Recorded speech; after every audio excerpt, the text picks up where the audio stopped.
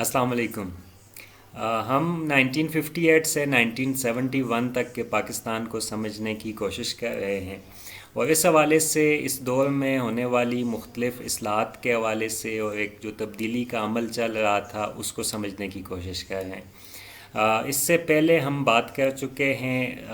General Ayub Khan کے دور میں ہونے والی زرعی اصلاحات کے حوالے سے، اور اسی دور میں ہونے والی صنعتی اصلاحات کے حوالے سے بھی۔ آج ہم سیاسی تبدیلی کے حوالے سے بات کریں گے کہ کون سی ایسی سیاسی تبدیلیاں لائی گئیں، سیاسی نظام میں تبدیلیاں لائی گئیں جن کا بنیادی مقصد بھی یہی تھا کہ جو صنعتی ترقی کا سفر ہے اس کو آگے لے کے جایا جا سکے۔ اب اس میں سب سے پہلے تو میں آپ کو بتا چکا ہوں کہ 7 اکتوبر 1958 کو اسکندر مرزا نے، جو اس وقت کے صدر تھے،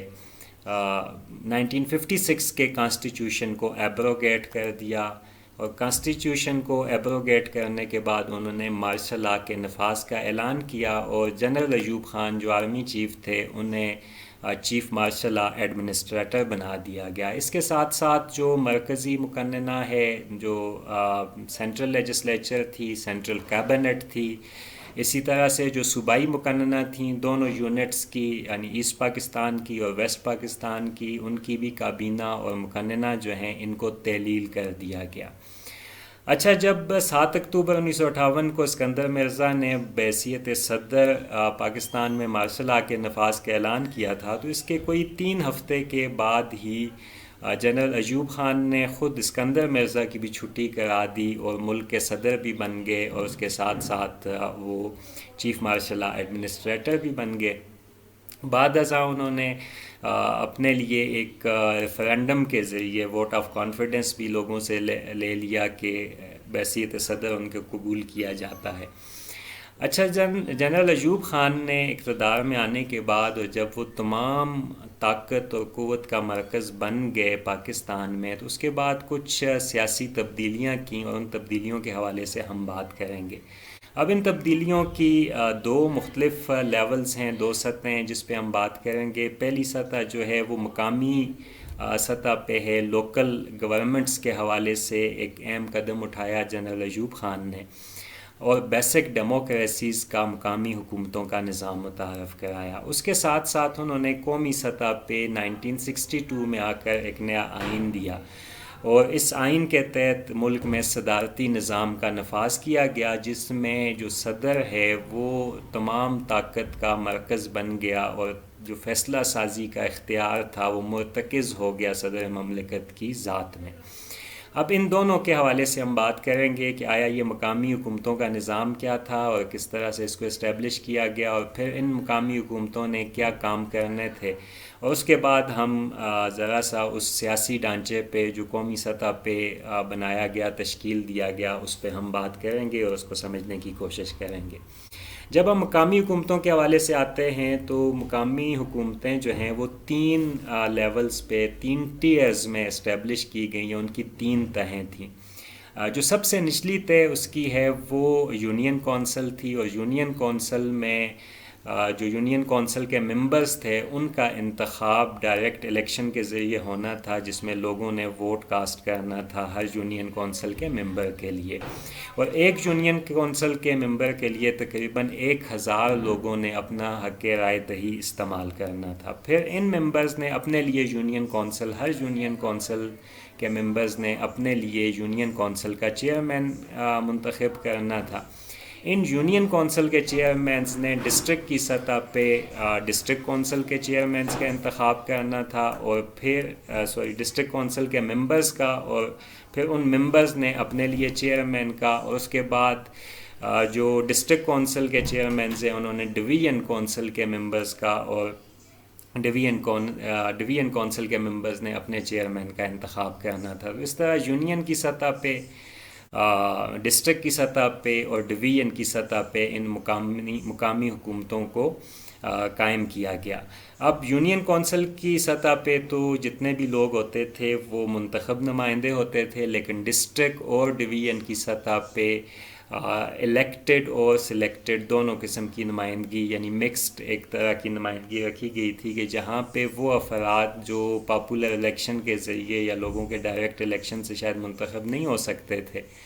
ان کو سلیکٹ کیا جاتا تھا، ان کی تعیناتی کی جاتی تھی. تو ایک طرف تعیناتی کے ذریعے اس کی ممبرشپ آتی تھی اور اس میں جو ڈپٹی کمشنر ہے وہ ڈسٹرکٹ کی سطح پہ اور کمشنر ڈویژن کی سطح پہ جو مقامی حکومتوں کا نظام قائم کیا گیا تھا اس کے ممبرز ہوتے تھے اور وہ فیصلہ سازی میں شراکت داری ہوتی تھی. یعنی حکومتی جو اہلکار ہیں، جو سرکاری ملازمین ہیں، وہ بھی اس کا حصہ تھے. جو ڈسٹرکٹ ایڈمنسٹریشن جیسے اسسٹنٹ کمشنر، ڈپٹی کمشنر اور کمشنر وغیرہ، جبکہ اس کے ساتھ ساتھ کچھ ایسے شعبوں میں سے جیسے صنعت کار طبقے میں سے یا معاشرے کے جو بااثر طبقات ہیں ان میں سے بھی لوگوں کا انتخاب کیا جاتا تھا، ان میں سے بھی لوگوں کی تعیناتی کی جاتی تھی اور کچھ لوگوں کو یونین کونسل کے ممبرز جو ہیں وہ الیکٹ کرتے تھے ڈسٹرکٹ کی سطح پہ، اور اسی طرح ڈویژن کی سطح پہ ڈسٹرکٹ کی طرف سے یہ ہوتا تھا.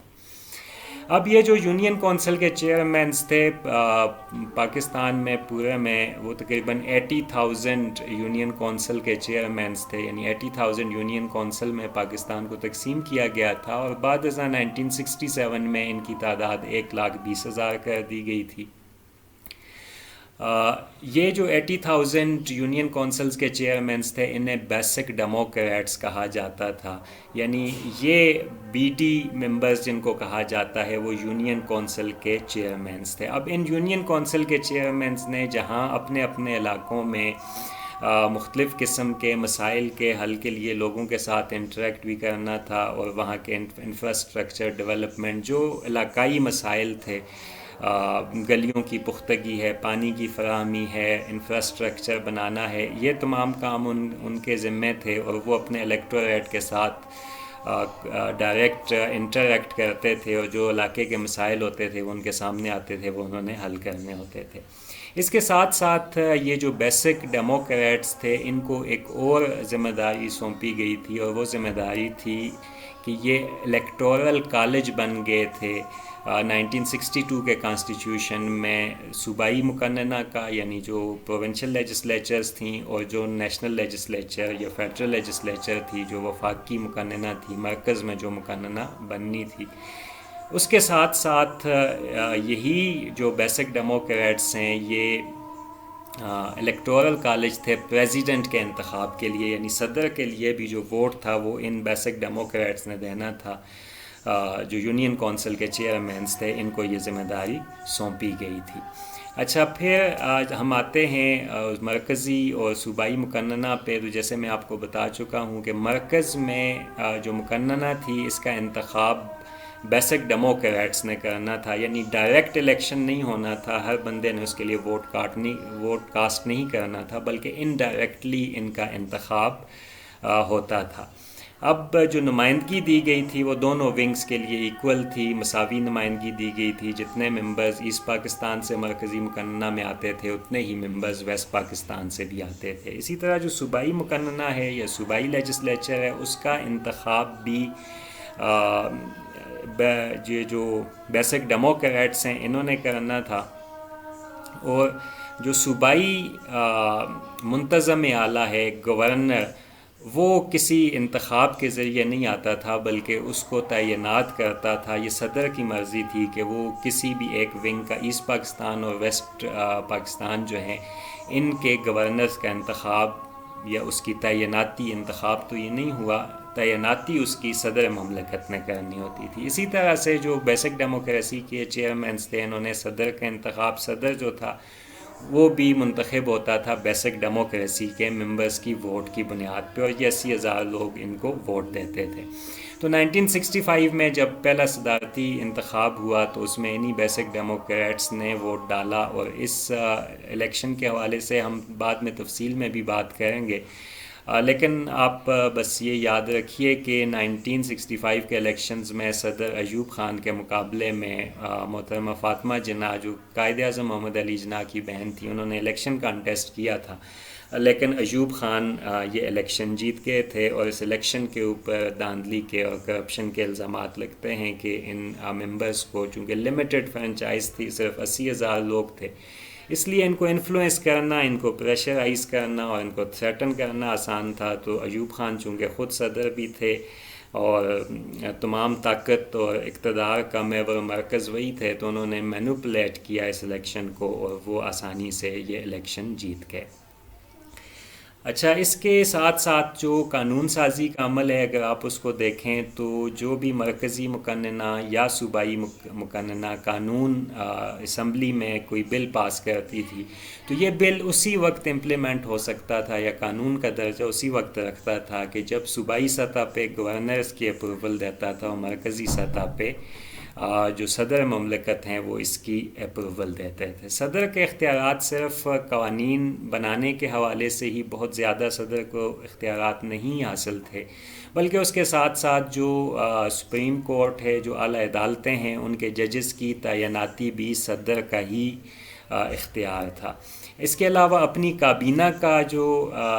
کابینہ کے ممبرز کی تعیناتی تھی، وہ بھی مکمل طور پہ صدر مملکت کا اختیار تھا، اور صدر صاحب جو ہیں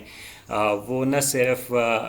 مرکزی اسمبلی یا جو مرکزی مقننہ ہے اس کے ممبرز میں سے اپنے لیے کیبنٹ کے ممبرز چن سکتے تھے، بلکہ وہ اپنے لیے ایڈوائزر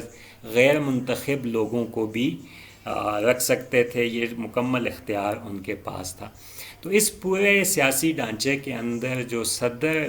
کی ذات ہے اور جو صدر کا آفس ہے، جو پریزیڈنٹ آفس ہے، اس کو لامحدود اختیارات حاصل تھے، اور وہ پورے نظام میں سب سے طاقتور آفس کے طور پہ ایمرج ہوا تھا کہ نہ صرف وہ صوبوں کو مکمل طور پہ کنٹرول کر رہا تھا ان کے گورنرز کی